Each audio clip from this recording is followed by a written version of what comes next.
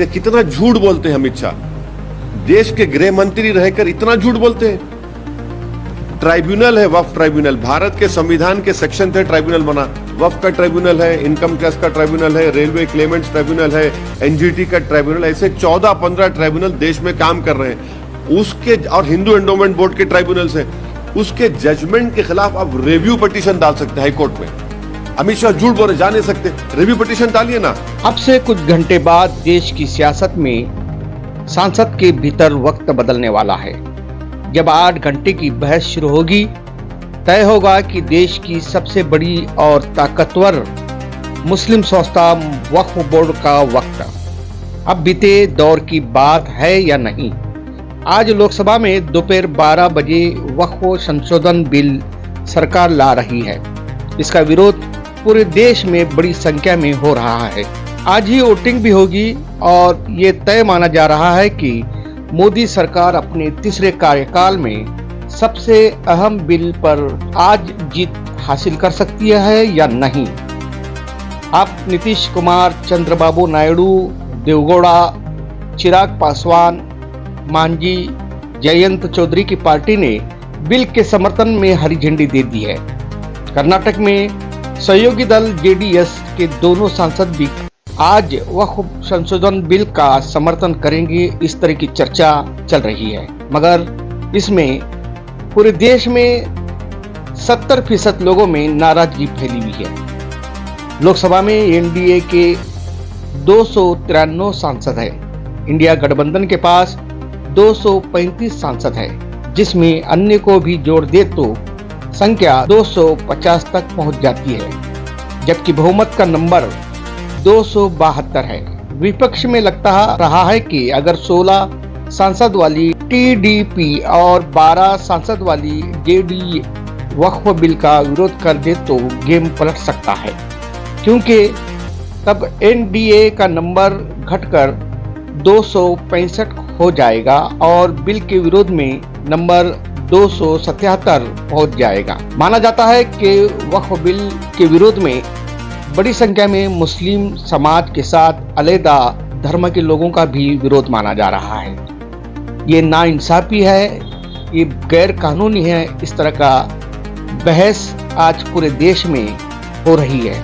मजलिस इत्तेहादुल मुस्लिमीन के अध्यक्ष और सांसद असदुद्दीन ओवैसी ने इस मामले को लेकर कड़ा विरोध दर्ज किया गया है। इसके अलावा कांग्रेस पार्टी भी इस मामले को विरोध कर रही है। आइए पूरा वीडियो देख सकते हैं। इस मामले पर मजलिस इत्तेहादुल मुस्लिमीन के सांसद असदुद्दीन ओवैसी क्या कहते हैं, सुनिए।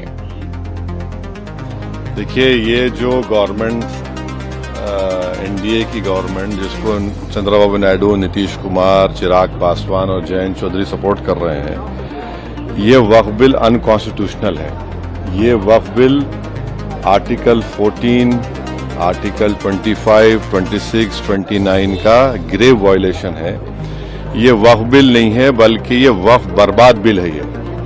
और अगर चंद्रबाबू नायडू, नीतीश कुमार, चिराग पासवान, जयंत चौधरी इसकी तायीद करेंगे तो वो अपने पॉलिटिकल रीजंस की वजह से या जो भी उनके है नैरो रीजन तायीद कर रहे हैं नरेंद्र मोदी सरकार की, ये बात साबित हो जाएगी कि वो मुसलमानों की मस्जिदों को, दरगाहों को, खानखाहों को, इवैक्यू वक्फ प्रॉपर्टीज को और लिमिटेशन एक्ट अप्लाई करेंगे तो एनक्रोचर्स को रिवॉर्ड करेगी। तो वो उसकी ये सपोर्ट कर रहे हैं। उनको ये देखना चाहिए कि ये सपोर्ट तो कर रहे हैं, मगर क्या आप 5 साल के बाद जब जाएंगे जनता के पास, क्या जवाब देंगे उनको? अब तो बिहार का चुनाव भी है।